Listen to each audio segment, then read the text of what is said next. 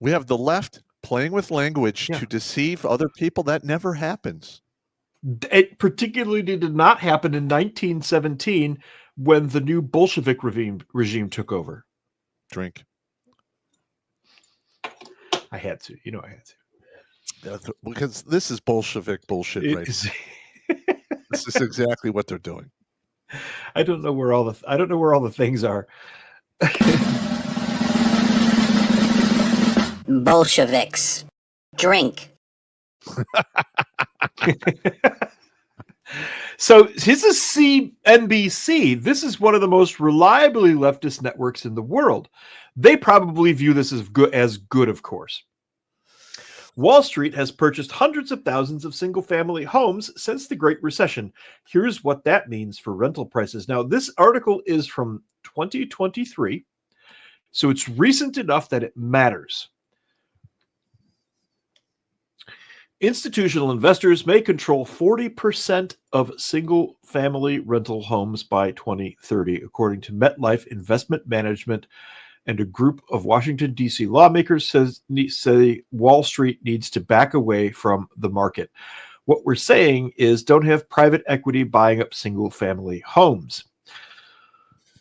Kiana is the author of the Stop Wall Street Landlords Act of 2022. What's outrageous is your tax dollars are helping Wall Street buy up single-family homes. The single-family rental industry got its start with the government backing in the fallout after the 2008 financial crisis. It was that rare opportunity that attracted the institutions to build a portfolio of these foreclosed properties, says Professor Stephen Shao from University of Dallas at Texas. Since the early 2010s, Tricon Residential, Progress Residential, American Homes for Rent, and Invitation Homes have each bought thousands of homes. They've also added the housing supply in some cases with build-for-rent communities. Some of these companies are financed by private equity firms such as Blackstone. BlackRock. BlackRock is not the one buying the houses. There's another company out there called Blackstone. Now, as the boomers get old and lose their assets, and many of them don't have all of their ducks in a row, you and I were talking about it earlier with trusts and things. Yes. Putting your properties into trusts. A lot of the boomers did not do that. Now they're losing their properties, and in some cases, estate taxes are anywhere between 40 and 55% in some cases. So they lose everything, and there's nothing left for the kids. But they're also coming up with this overvaluating properties in particular cities so they can get more property taxes. And how is that happening? Well, they have an assessor come out and just tell you, this is what it's worth, and it's who do you suppose owns those assessors? I really don't know. I know they work for the city. I would bet you that Blackstone and or BlackRock owns many of those assessors one way or another. Well, here's the thing: is we've already played this game before in 2008, actually 2006 to 2008. They just talked about that. There was I was involved in that whole nightmare. No, I came back to Iraq, and I was trying to get back into real estate, start up my mortgage business again, but the whole market was just destroyed. You couldn't get anything done. It's hard to get money. Yeah. And you had a whole bunch of appraisers get driven out of business and have their licenses pulled because they were deliberately overinflating values of houses so people could get yet more money. And then at a certain point, the house just isn't worth it. And the people just say, fuck it, we're leaving. And then that property becomes a zombie property. What does that do? What happens to that property? Well, it's abandoned. It's now abandoned. What? The bank will. Yeah. All right. It all depends upon the volume. Back in 2008, a lot of properties were being abandoned, and the actual companies who had the paper were not servicing the house at all, and it became a problem. Mm-hmm.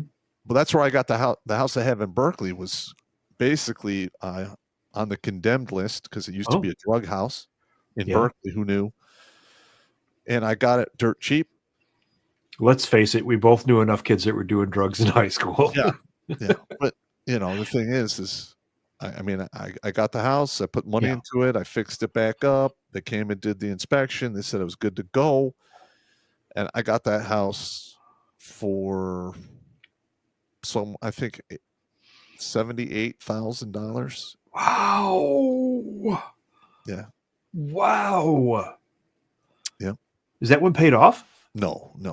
I think I still owe like 45,000 on it or something. How the fuck do you still own 45,000 on it? I refinanced it to a lower rate once. Oh, okay. Okay, I see.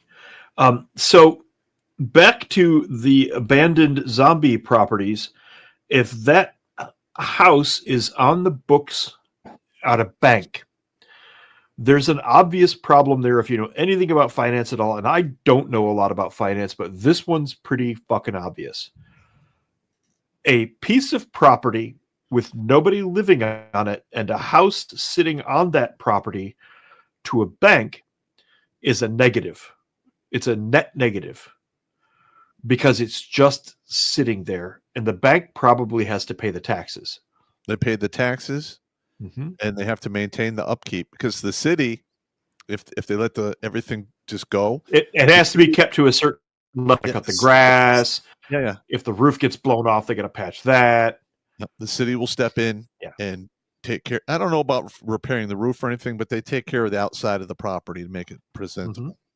And then they bill you for it. It's like 3 times more expensive for the city to come out and do it than it is for you to just pay somebody to do it. There's a big shock. The government charges more. So the banks have these properties, and you're probably talking dozens to thousands of these properties, depending on one, the size of the bank, and 2, the region that the bank is operating in. Well, when they've got all of these, Chase Manhattan, the bank Chase Manhattan. Yeah, I worked for them. I did VA loans for them for half the country. Yeah, they service millions upon millions of loans across this entire country. Yes. Absolutely true. Watch Grunt Speak live every Tuesday and Thursday at 8 p.m. Eastern. And if you want to join Pop for Supporter Sundays, go to redonkulous.com/donate and make a monthly pledge. A link is in the Meat Gazer box.